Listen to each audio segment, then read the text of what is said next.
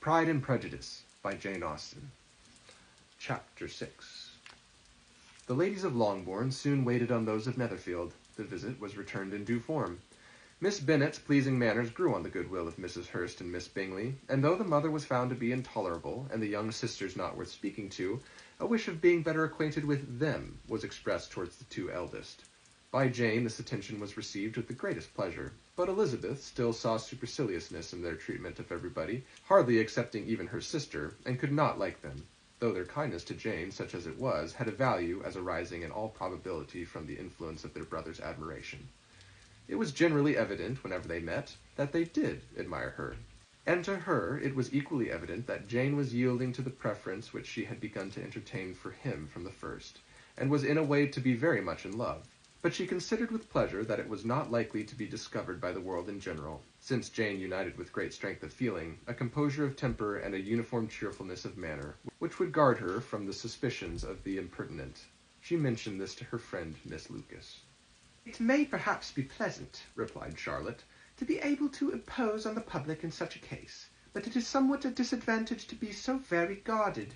If a woman conceals her affection with the same skill for the object of it, she may lose the opportunity of fixing him, and it will then be but poor consolation to believe the world equally in the dark. There is so much of gratitude or vanity in almost every attachment, that it is not safe to leave any to itself. We can all begin freely. A slight preference is natural enough, but there are very few of us who have heart enough to be really in love without encouragement. In 9 cases out of 10, a woman had better show more affection than she feels. Bingley likes your sister undoubtedly, but he may never do more than like her if she does not help him on. But she does help him on, as much as her nature will allow. If I can perceive her regard for him, he must be a simpleton indeed not to discover it too. Remember, Eliza, that he does not know Jane's disposition as you do. But if a woman is partial to a man, and does not endeavour to conceal it, he must find it out. Perhaps he must, if he sees enough of her, but though Bingley and Jane meet tolerably often, it is never for many hours together, and as they always see each other in large mixed parties, it is impossible that every moment should be employed in conversing together. Jane should therefore make the most of every half-hour in which she can command his attention. When she is secure of him, there will be leisure for falling in love as much as she chooses." "Your plan is a good one," replied Elizabeth, "where nothing is in question but the desire of being well married. And if I were determined to get a rich husband, or any husband, I dare say I should adopt it. But these are not Jane's feelings. She is not acting by design. As yet she cannot even be certain of the degree of her own regard, nor of its reasonableness.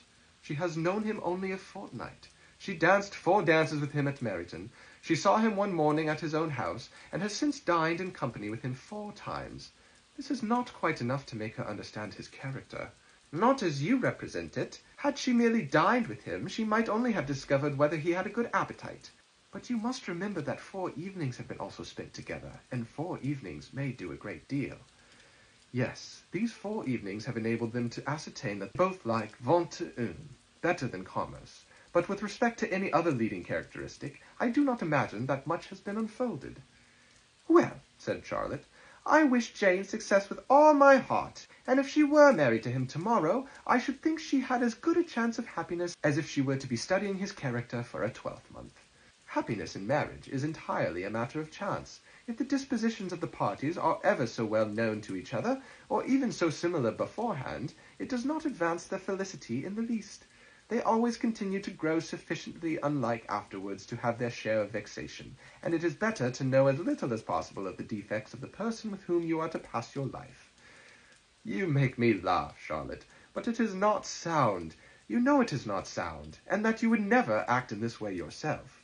Occupied in observing Mr. Bingley's attentions to her sister, Elizabeth was far from suspecting that she was herself becoming an object of some interest in the eyes of his friend. Mr. Darcy had at first scarcely allowed her to be pretty. He had looked at her without admiration at the ball, and when they next met he looked at her only to criticize. But no sooner had he made it clear to himself and his friends that she had hardly a good feature in her face, than he began to find it was rendered uncommonly intelligent by the beautiful expression of her dark eyes. To this discovery succeeded some others equally mortifying. Though he had detected with a critical eye more than one failure of perfect symmetry in her form, he was forced to acknowledge her figure to be light and pleasing, and in spite of his asserting that her manners were not those of the fashionable world, he was caught by their easy playfulness. Of this she was perfectly unaware. To her he was only the man who made himself agreeable nowhere, and who had not thought her handsome enough to dance with. He began to wish to know more of her, and as a step towards conversing with her himself, attended to her conversation with others. His doing so drew her notice. It was at Sir William Lucas's, where a large party were assembled. "What does Mr. Darcy mean," said she to Charlotte, "by listening to my conversation with Colonel Forster? That is a question which Mr. Darcy only can answer. But if he does it any more, I shall certainly let him know that I see what he is about.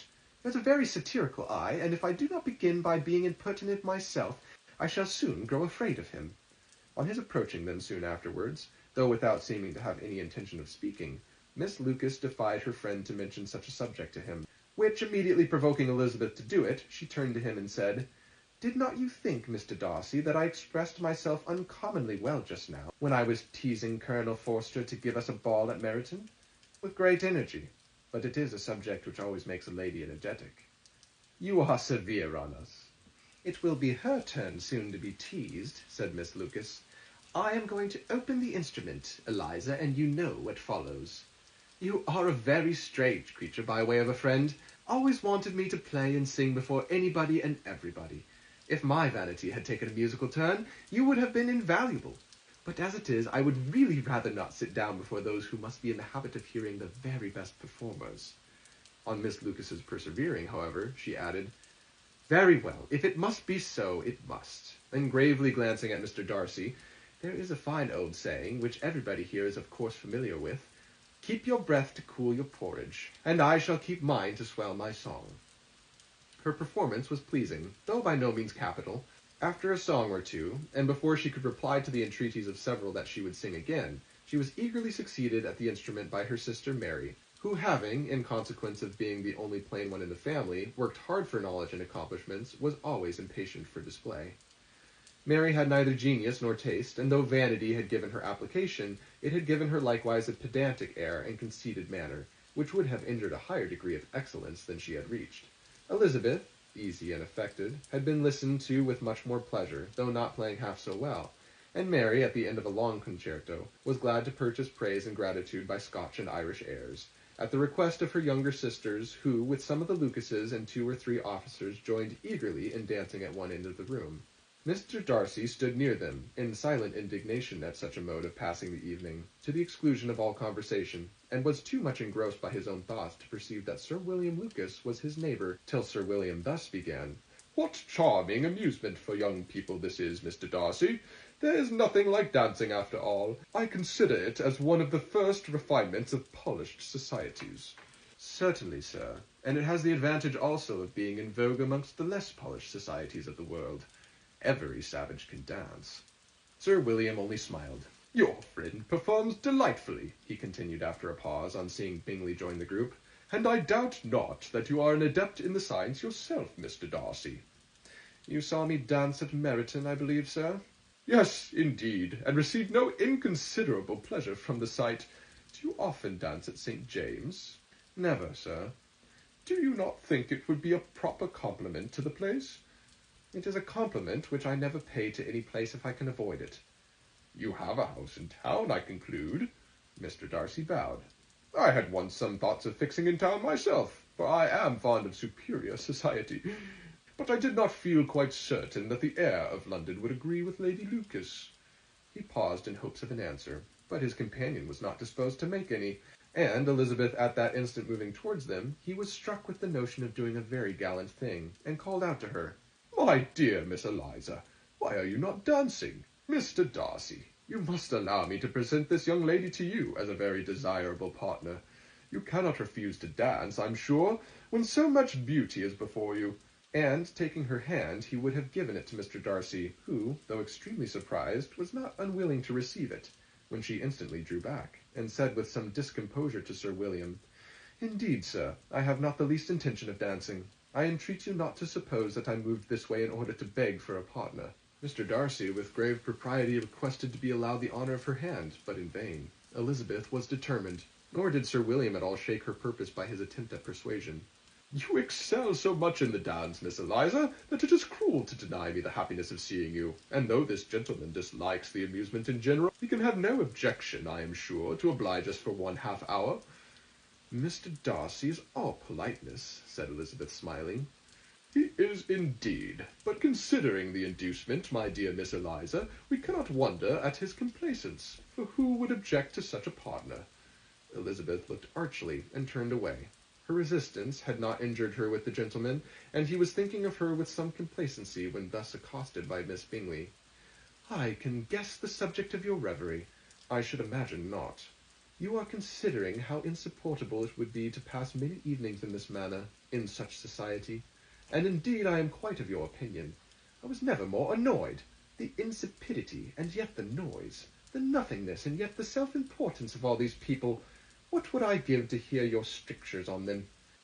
Your conjecture is totally wrong, I assure you. My mind is more agreeably engaged. I have been meditating on the very great pleasure which a pair of fine eyes in the face of a pretty woman can bestow. Miss Bingley immediately fixed her eyes on his face, and desired he would tell her what lady had the credit of inspiring such reflections. Mr. Darcy replied with great intrepidity, Miss Elizabeth Bennet. Miss Elizabeth Bennet, repeated Miss Bingley. I am all astonishment. How long has she been such a favourite? And pray, when am I to wish you joy? That is exactly the question which I expected you to ask. A lady's imagination is very rapid. It jumps from admiration to love, from love to matrimony in a moment. I knew you would be wishing me joy. Nay, if you are so serious about it, I shall consider the matter as absolutely settled. You will have a charming mother-in-law indeed, and of course she will be always at Pemberley with you. He listened to her with perfect indifference, while she chose to entertain herself in this manner, and as his composure convinced her that all was safe, her wit flowed along. End of chapter 6.